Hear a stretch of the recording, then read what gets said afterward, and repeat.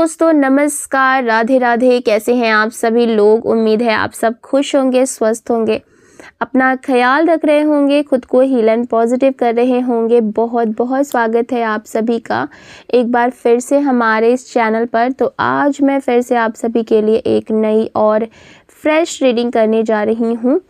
और आज की रीडिंग का जो टॉपिक है, जिस इंसान ने आपको धोखा दिया, वादे किए, सपने दिखाए और फिर आपको तोड़ करके चला गया, आखिर उसने क्यों ऐसा किया? आखिर क्या रीज़न था जिसकी वजह से उसने आपको धोखा दिया, आपके साथ चीटिंग किया, आपके साथ फ्रॉड किया?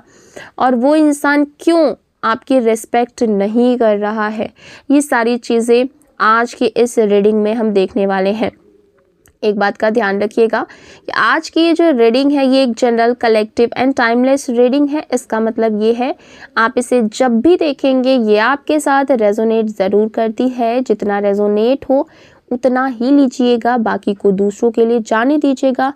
आप इस रीडिंग को एक गाइडेंस के तौर पर भी देख सकते हैं। आप मेल हैं, फीमेल हैं, मैरिड हैं, अनमैरिड हैं, इंडिया से देख रहे हैं, इंडिया से बाहर से देख रहे हैं, आप इस रीडिंग को देख सकते हैं। ये रीडिंग सबके लिए है।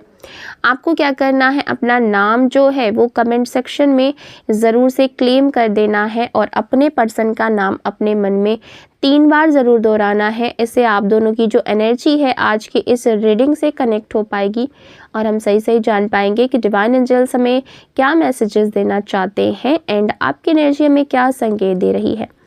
अगर इस वीडियो से आपको थोड़ी सी भी क्लैरिटी मिलती हो, हेल्प मिलती हो, तो प्लीज़ वीडियो को लाइक करिएगा, शेयर करिएगा। चैनल पर पहली बार आए हैं, अभी तक सब्सक्राइब नहीं किया है तो सब्सक्राइब करके बेल आइकन ज़रूर दबाइएगा, जिससे आने वाले वीडियोज़ के नोटिफिकेशंस आपको सबसे पहले मिलते रहेंगे।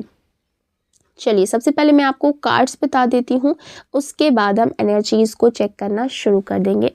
तो कार्ड्स कुछ इस तरीके से आ रहे हैं। 3 of cups, 6 of wands, S of cups, 9 of pentacles, 3 of swords, okay, wheel of Fortune, 10 of wands, okay, and bottom of the deck है 6 ऑफ वॉन्ड्स। ठीक है, ये कार्ड्स निकल करके आ रहे हैं।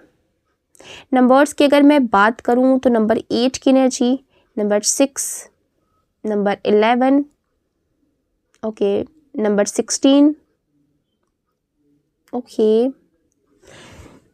नंबर 8, ये इंपॉर्टेंट नंबर्स निकल करके आ रहे हैं। आप अपने और आपके पार्टनर के date of birth, month, time, year से मैच करके देख लीजिएगा।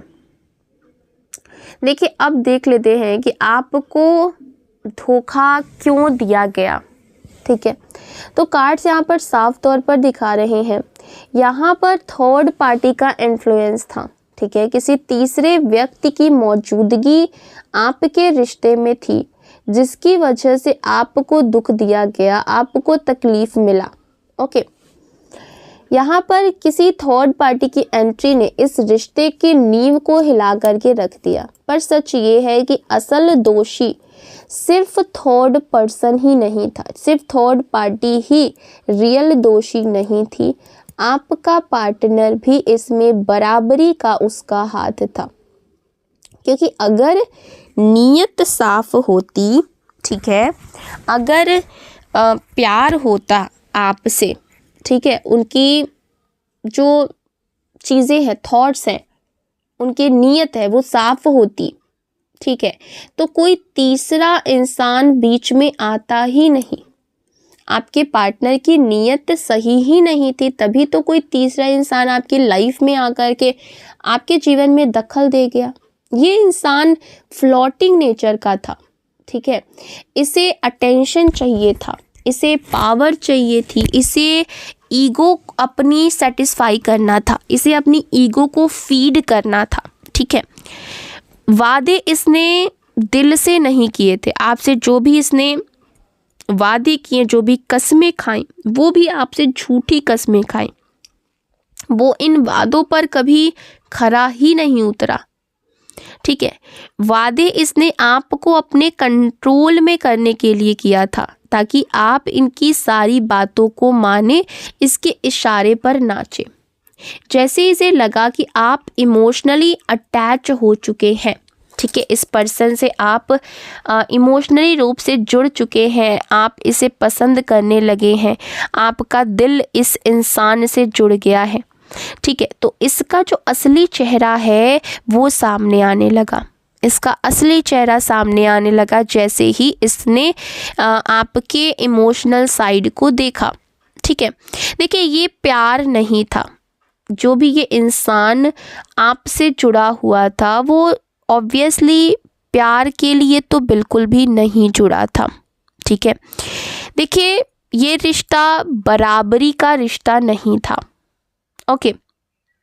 हमेशा आप झुकते रहें, हमेशा आप समझौता करते रहें, और ये इंसान सिर्फ अपना ईगो देखता रहा, ये इंसान हमेशा अपने ईगो को सेटिस्फाई करता रहा, ठीक है। अब आप हमेशा सवाल पूछते रहें, तो जब भी आप इनसे कोई सवाल पूछते तो इसको बुरा लगता, आप सच्चाई दिखाते तो इसकी ईगो को हर्ट हो जाता था, फिर ये आपको इमोशनली पनिश भी करता था, ठीक है। ये वही इंसान है जो ना आपको पूरी तरीके से अपनाता है, ना आपको पूरी तरीके से छोड़ता है, ठीक है।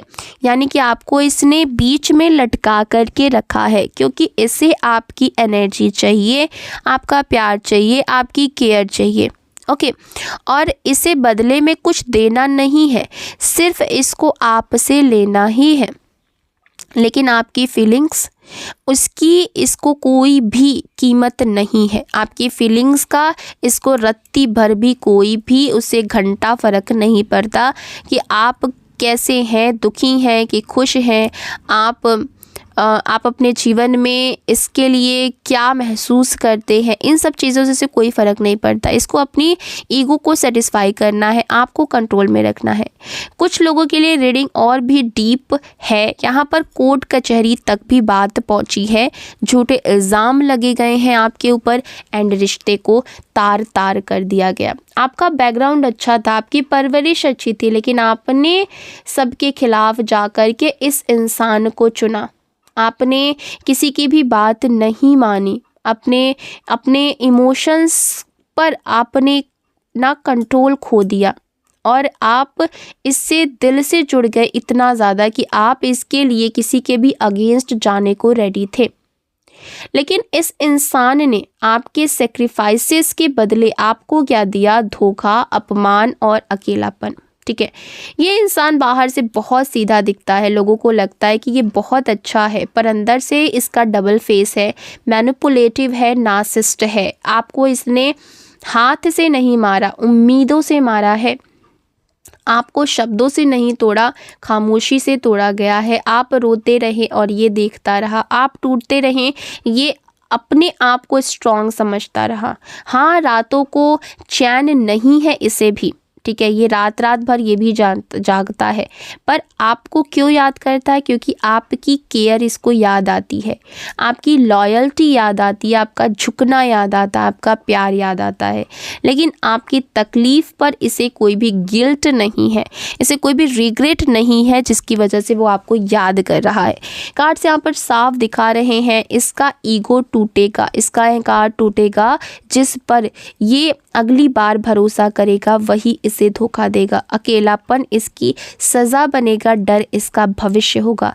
जो दूसरों की रूह चूस करके जीता है वो अंत में अकेला ही रह जाता है, और ये इंसान दूसरों की रूह चूसने वाला है। आप कमज़ोर नहीं हैं, आप चुप हैं क्योंकि आप सम्मान करते हैं। आपकी चुप्पी ही इसकी हार बनेगी, आपकी खामोशी इसका ईगो को तार तार कर देगी, चीर करके रख देगी।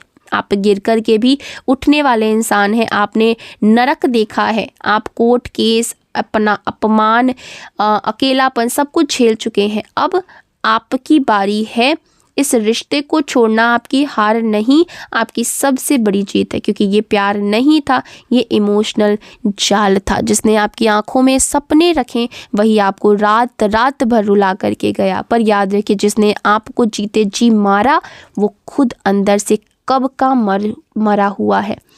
अब खुद को चुनिए, अपनी सेल्फ रिस्पेक्ट को चुनिए, अपने सुकून को चुनिए। आप टूटे नहीं हैं, आप ट्रांसफॉर्म हो रहे हैं और ये ट्रांसफॉर्मेशन ही आपकी असली जीत है। तो आज की रीडिंग में बस इतना ही। आपको वीडियो और ये रीडिंग कैसी लगी है कमेंट्स में ज़रूर बताइएगा। हम मिलेंगे अगली वीडियो में, तब तक अपना ख्याल रखिएगा। Bye bye, take care.